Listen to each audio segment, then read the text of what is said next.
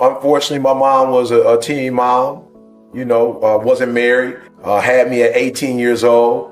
And, it was just me and moms for a while, moved to Detroit. She married, her husband adopted me. I wasn't really, feeling my man like that, wasn't feeling the relationship. And so, just a downward spiral, didn't take school serious, didn't take life serious. And I end up at 16, so rebellious, so angry with my mom that I eventually got kicked out the house. I'm living in abandoned buildings, eating out of trash cans, hanging with the wrong group, just going the wrong way, man. And, one day I was like, man, I want better. I can't, I'm looking at guys on the block. You either end up in jail or you're dead. Like, you don't retire from the life that we were living. And I was like, it's not for me, man. Like, I gotta be able to do something better. And so I made my move. I got in a different environment. I started going to church, started dating this young lady who really, held me accountable. She's like, I'm going to college and I'm not dating a high school dropout, and so I end up getting my GED, going to college. And for real, a lot of people didn't believe in me. Your mom, came from nothing. Your daddy wasn't in your life. You didn't do well in school. So there's a journey for that type of person. I was like, hey, not for me. I'm going to be somebody. And although people didn't believe, I always said, sometimes when you're running a company, when you first start a company, you got to be the CEO, the CFO, the COO.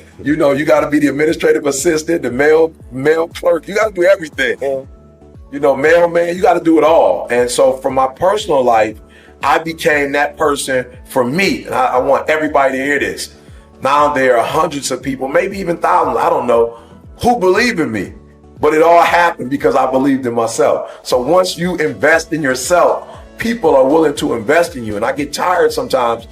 Kids call me, Mr. Thomas, I had this business or I have this idea. I want you to invest, 3,000 pounds. I'm like, that's your dream. That's your vision. You have to invest in it more than anybody else. And when you do that, then you'll get other people to support you. So that's just what I believe. You got to believe in yourself before anybody else is going to buy into your vision. For me, the one thing I love about my haters is they give me a perspective that my mother doesn't give me. My mom loves me so much that I think, there are times where she may want to correct me and she's like, I don't want to hurt his self-esteem. Or my wife, may not say a certain thing because she's like, I'm not 100% sure. I'm not in the field. Maybe I shouldn't say that. But I find that my haters say what's on their mind.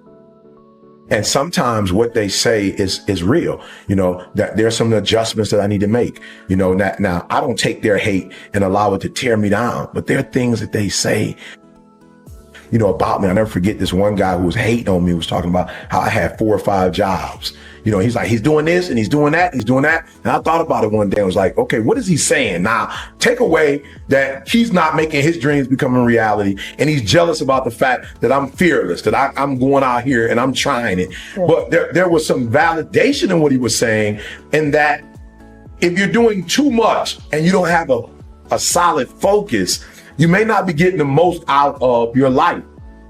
And I was like, you know what, he's telling the truth. And so I started to narrow my focus, and I quit my job at Michigan State and started doing free, thank God, it's money, and I'm traveling across. So the dude was right. There were a couple things that I was doing that was really taking me away from going from good to great. The job was, my wife loved the stability. She loved the 401k, the health plan. I was getting a steady check. My wife loved that. When I left that job did not allow me to come to London because I can only take off for so many weeks. I only had so much time off. So honestly, nobody else was courageous enough to say, this guy's got 4 or 5 jobs, but this guy, he's doing too much. I sat down one day and said, you know what, he might be right. And then what I love about my haters as well is that I know they don't want me to succeed. So there are times, honestly, when I'm thinking about sleeping in, I'm like, my haters would love this.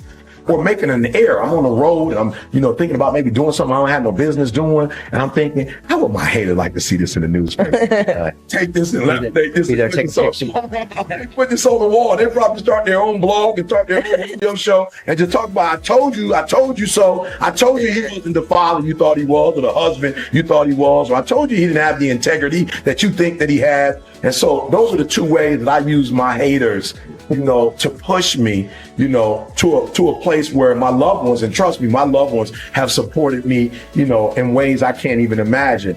But my haters have given me that extra, that edge, that advantage that I know that they're always in the backdrop waiting for me to make a mistake. They're waiting for me to fall. They're waiting for me. They're waiting for me, to come out with a video that doesn't represent, the videos I've done before. They're waiting. And so I'm going to keep them waiting. Right. Good looks so close to great. Some of the characteristics the traits are so close, but it's not. And so that's why I hate good, because it looks like great. It's not, but average, man, average people, they don't serve my food properly. They don't pick me up when they said they were going to pick me up. They say 8, but they meant 9, and I tell people the reason why I'm so aggravated is because, for real, honestly, and this may sound weird to you guys in the studio, but if you burn down my house, as much as it may, be like, oh, you burned down my house, I can buy another one. And they can actually, my grandmother's house was burned down about 5 years ago, and we grew up in that home. Listen to me, guys. They redid the house. It looks exactly like the house we grew up in. It's not the house, but it looks exactly like the house.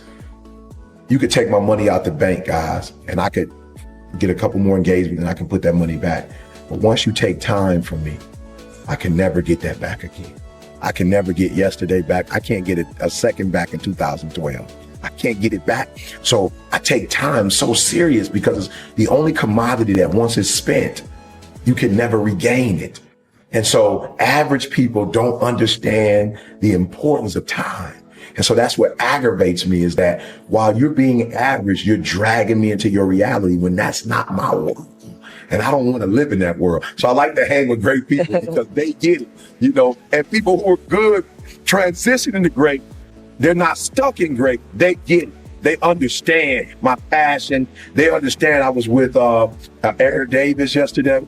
We're talking, and it's a wonderful conversation because we both get it. And we're going back and forth and back and forth. He was one of the best. We're going back and forth and back and forth. And he's like, Eric, I don't understand some of these guys that play now. They don't know how to drive. They're not hungry. And it's because they don't see that opportunities have to be seized.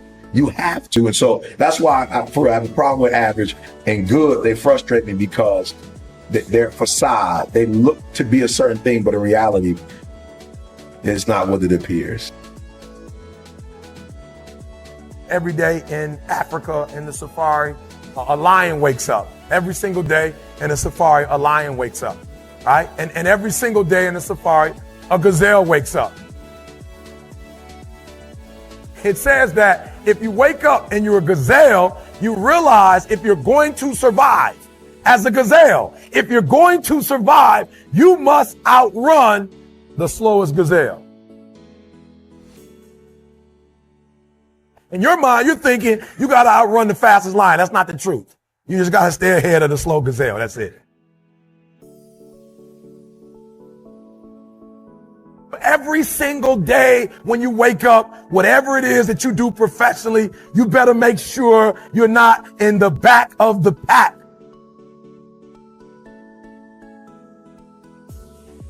You better be as close to the front, if not up front, as possible, because every single day when the lion wakes up, it's only one thing on that lion's mind, and that is catching the gazelle that couldn't keep up.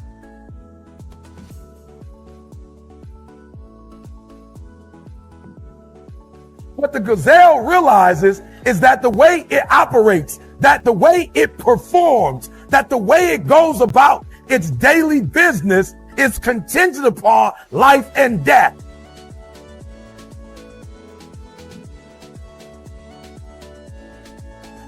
The gazelle does not do what he or she is supposed to do, it will be eaten by a lion.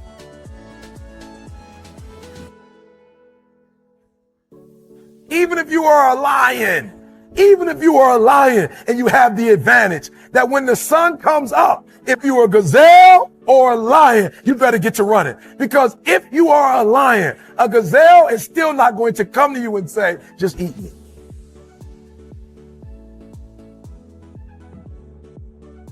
I don't care how deep you are as a lion. When you wake up, nothing is going to come to you. Nobody's going to give you anything. They're still not giving stuff to ET. I still have to work. I still have to fly 20 hours to get to Australia. I still have to go to London. I still have to do free stuff in Detroit. I still have to drive. I'm a lion. And when the sun comes up, I still have to get to running.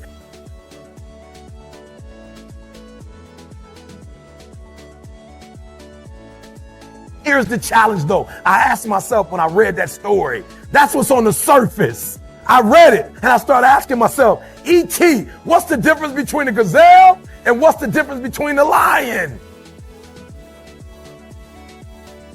What's the difference? I know that they're wired differently, but what's the difference? And what I discovered is that the gazelle is running from something.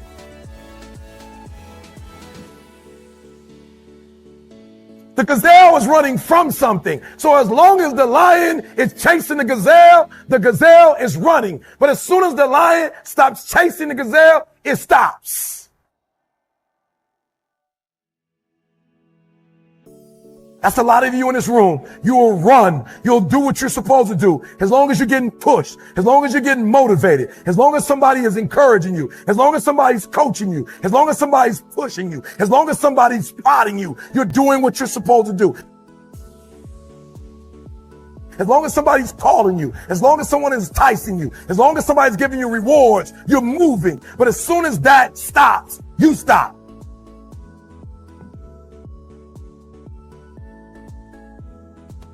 I asked myself the question about the lion, and I said the lion is not running to be rewarded. The lion is running to eat. Every single day, the lion is running to eat because the lion realizes when he kills the gazelle, not only does he eat the gazelle, but he brings it back home. You've got to ask yourself, what's your why? What motivates you? What pushes you? What drives you? And if that thing is internal, if nobody has to call you, if nobody has to prod you, if nobody has to reward you, if nobody has to give you anything, if you are self-motivated and self-regulated, you can have it, you can be it, you can do it.